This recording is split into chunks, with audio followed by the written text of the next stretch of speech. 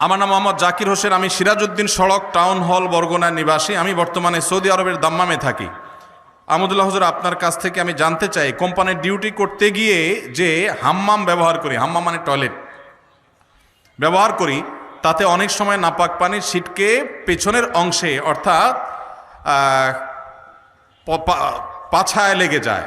এই শব্দ না লিখলেও হইতো রে ভাই, যতটুকু বুঝতে পারি ধুয়ে ফেলি, কিন্তু এই নাপাক পানি প্যান্ট বা শার্টে লাগার সম্ভাবনা 100 ভাগ। আমার এই পরিস্থিতিতে প্যান্ট ছাড়া নামাজ পড়ার কোনো উপায় নাই। তারপরও আমি এই অবস্থায় 5 ওয়াক্ত নামাজ পড়ি এবং আল্লাহর কাছে কান্নাকাটি করি। আমার নামাজ কবুল হবে কিনা? ভাইরা আমার, খুব দরকারি প্রশ্ন। আজকাল আমরা হাই কমোড ব্যবহার করছি অনেকেই, তাই না?